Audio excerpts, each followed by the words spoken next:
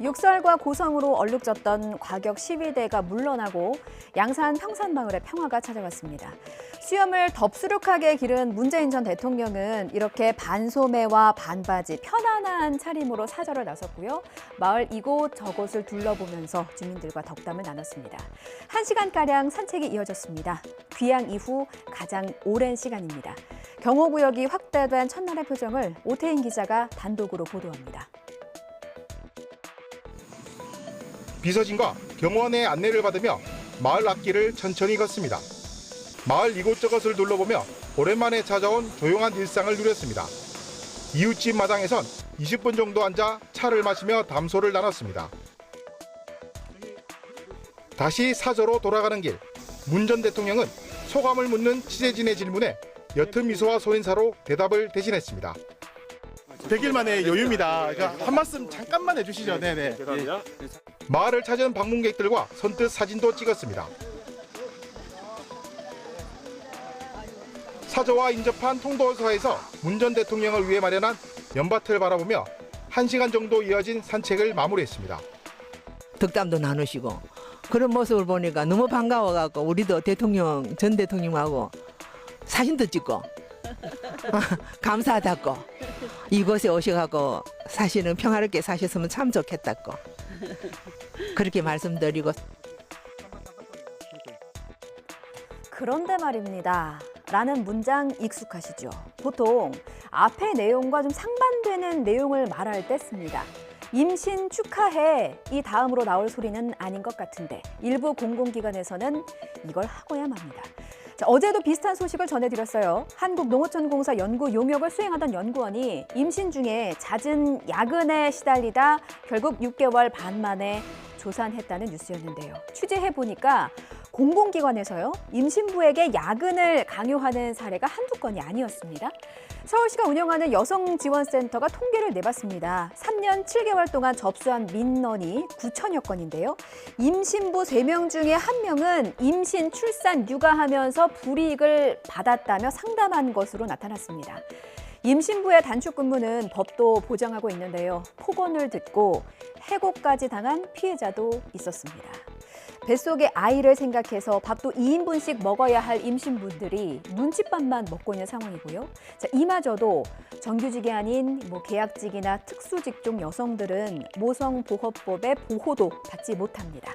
출산율이 세계 꼴찌인 이유를 알겠습니다. 뼈아프지만 이게 현실입니다. 나 때는 다 그랬어. 이 말은 이제 넣어두시고요. 자, 이제는 바뀌어야지요 라고 말해야 하지 않을까요? 황윤태 기자가 취재했습니다.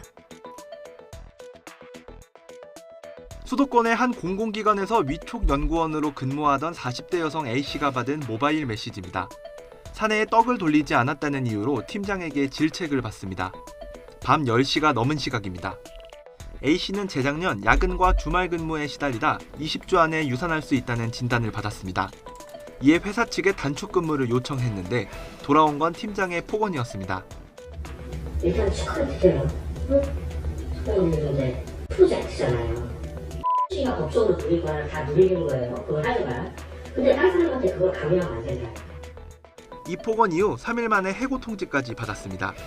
직장 내 괴롭힘 등으로 고용당국에 신고도 해봤지만 합의만 종용할 뿐이었습니다. 다른 배심원들이 다 들어줄 수 없으면 너는 모든 걸 다 이탈될 거라고. 그러니 그냥 그쪽에서 지금 합의금 제시할 때 그거를 그냥 받아들여라. 모성보호 관련법이 하나둘씩 완성 단계로 가고 있지만 아직 빈틈이 많다는 것도 문제입니다. 더욱 강력한 보호를 위해서 기존 법령들이 적어도 모성보호에 관해서 아니면 직장 내 괴롭힘에 관해서는 원하청의 경우에도 적용이 되도록 법을 개정하는 방안도 생각해 볼 수 있겠습니다. 이번 주까지 초중고의 88%가 개학입니다. 아이 돌봄에서 해방됐다는 후련함 반, 또 코로나 걱정이 반이실 것 같습니다.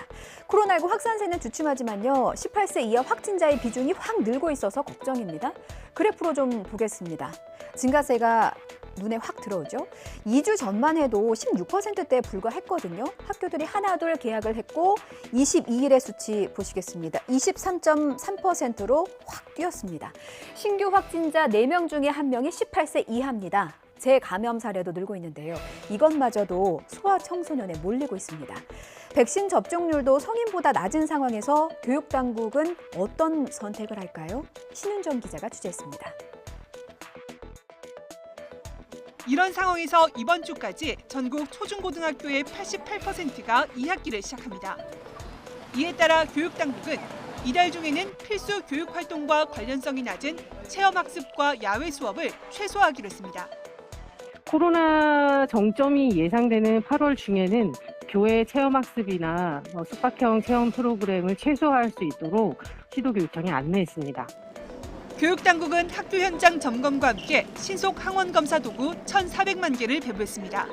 또 등교 전 자가진단 앱 기록을 독려하고 발열검사 등 1학기부터 진행해온 방역 지침을 유지할 계획입니다. 이와 함께 1학기와 비슷한 방역 전담 인력 6만 명가량을 배치하고 마스크와 소독제, 체온계도 비치해 안정적인 학사 운영을 지원하기로 했습니다. 코로나만큼이나 추석 명절을 앞둔 장바구니 물가도 비상인데요. 특히나 간신히 안정세로 접어든 삼겹살마저 오를지도 모르겠습니다. 삼겹살 너마저 라는 탄식이 절로 나오네요. 아프리카 돼지열병이 재발한 건데요. 아시다시피 돼지의 치사율이 100%에 가깝고요.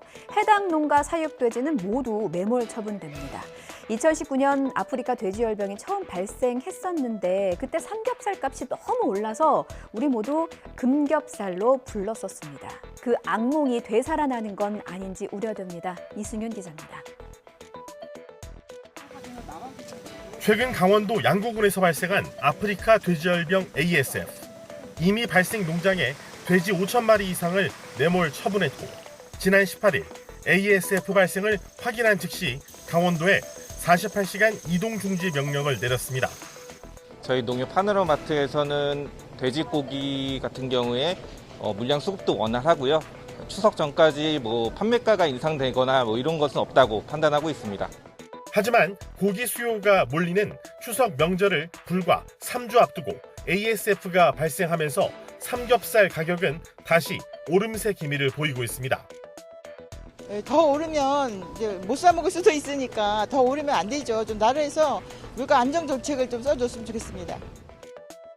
지난달 농축수산물 가격 상승률은 7.1%였고 수입 쇠고기는 24.7%, 돼지고기는 9.9% 오르며 축산물이 물가 상승을 주도했던 만큼 정부는 상황을 예의주시하고 있습니다.